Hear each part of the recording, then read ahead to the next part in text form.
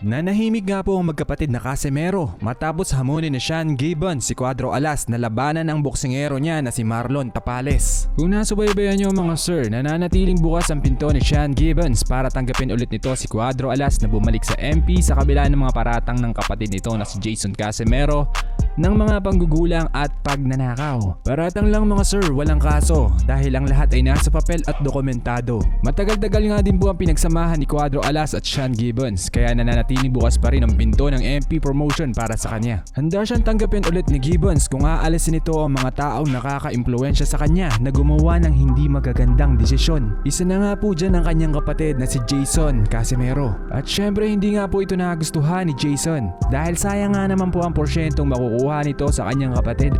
10% din mga sir. Kaya nga hindi na nakakagulat na ilang beses niyang pinagtangkaang harangin si Cuadro Alas na bumalik sa dati nitong promoter na si Sean Gibbons. Dahil kung bumalik si Cuadro Alas sa MB ay sigurado mawawalan siya at baka nga po balato na lang ang makuha nito. Dahil sa inaalok na tulong ni Sean Gibbons ay talagang uminit nga naman si Jason Casimero. Nag-live ito at nagbato ng mga foul na salita at mura sa presidente ng MP promotion kapalit ng alok na tulong. Paki-comment kung wise move ito mga sir. At dahil na rin din na nga po si Sean Gibbons ay sumagot na ito at bumaba sa level ni Jason. Nabanggit tuloy nito ang ginawa niyang pagtulong kay Jason nang gulpihin ito ng kanyang kapatid na si Cuadro Alas nung sila ay nasa US pa. Wala nga daw pong utang na loob si Jason Casimero sa mga tumutulong sa kanya. At sinabi nga din po nito na si Jason Casimero ang kapatid mismo ni Cuadro Alas ang sumira ng karera ng kanyang kapatid.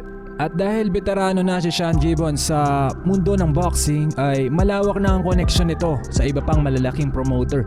At partikular ito sa lower weight division. Ang lahat na pwedeng makakalaban ni Cuadro Alas sa 122 pound division na ranked fighter ay kayang-kayang harangin ni Sean Gibbons kung gugustuhin ito. At di umano nga po dahil sa pambastos ni Jason Casimero ay ibinasura ni Sean Gibbons ang tumatakbong negosasyon ni Masayuki Ito para sa laban ni Cuadro Alas kontra kay TJ Doheny. Malabong hindi ito panghinayangan ni Cuadro Alas. Huwag na rin po tayong magulat kung dismayado dito ang promoter nila na si Masayuki Ito na ginagawa ang lahat mabigyan lang na magandang laban si Janriel Casimero. Matapos nga painitin ni Jason Casimero ang sitwasyon ay bigla nga po itong nagpost na lalayo muna sa social media. Marahil sa puntong ito ay hindi niya na kayang manipulahin si Cuadro Alas o natauhan na rin ng mga tao na nasa paligid niya. Ayon sa mga fans, greed nga daw po o pagiging gahaman ang motibasyon ni Jason Casimero dahil hanggang sa huli ay biyaya pa rin ang iniisip nito at sarili niyang kapakanan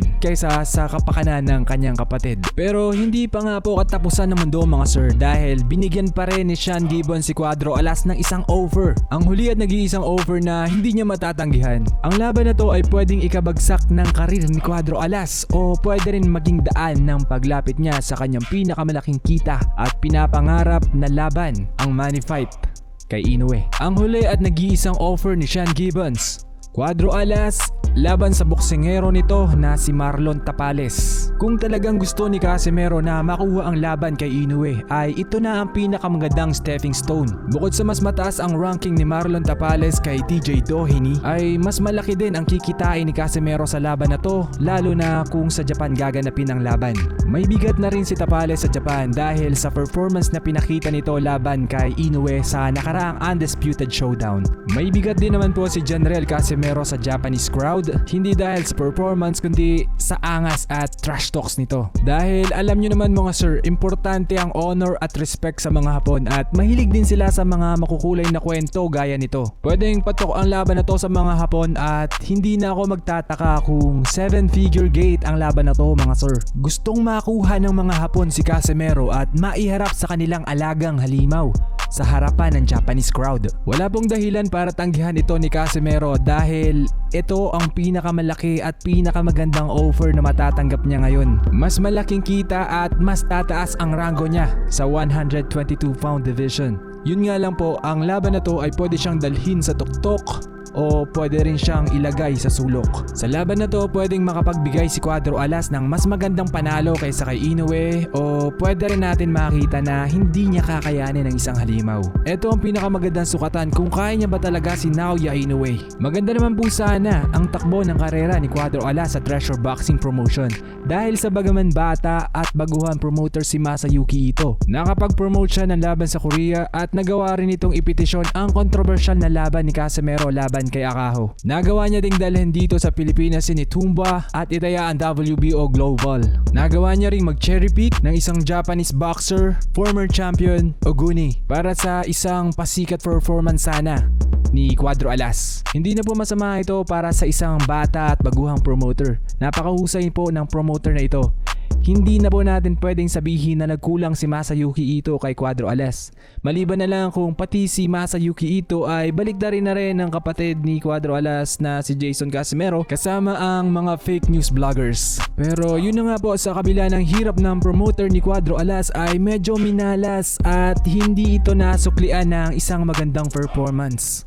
Dahil dyan ay mas lalong nahirapan si Masayuki Ito na i-market si Cuadro Alas sa ibang promoter. Malinaw po ang layunin ng mga Hapon na ito ang ihatid si Casimero sa halimaw ng Japan. Nito nga pong huli ay pinipilit itong makipagnegosasyon at makakuha ng laban kay TJ Duheny, pero bago pa po ito mag-push through ay yun na nga po, bumanat si Jason Casimero ng mga malulutong na mura kay Sean Gibbons. Kaya imbes na makatulong si Jason Casimero sa kanyang kapatid at promoter na si Masayuki Ito ay napurnada po ang pag-uusap sa negosasyong ito.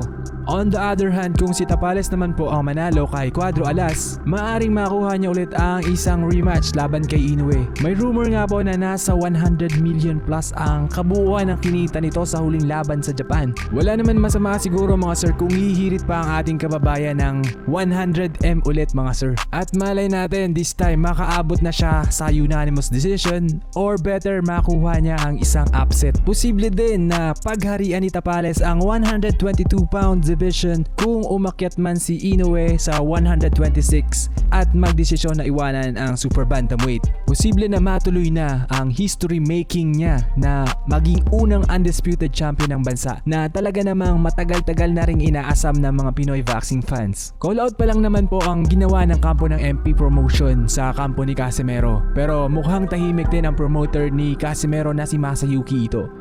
Huwag na tayong magtaka kung dismayado ito mga sir. Kailangan na sumagot ng kampo ni Casimero dahil paalis na ang barko mga sir. May mga plano si Sean Gibbons para kay Tapales at kung hindi pa ito hahabulin ng kampo ni Casimero ay talagang sayang ang opportunity na ito. Kung ang excuses ay baka lutuin ang laban, mababaw na dahilan yan mga sir. Dahil hindi nagsisinungaling ang knockout at isang magandang performance. At kayang ipakita yan ni Cuadro Alas. Nananahimik ngayon ang FB ni Casimero sa kabila ng hamon at ika nga, silence means no mga sir. Pero sana makapagplano na si Cuadro Alas ng tahimik.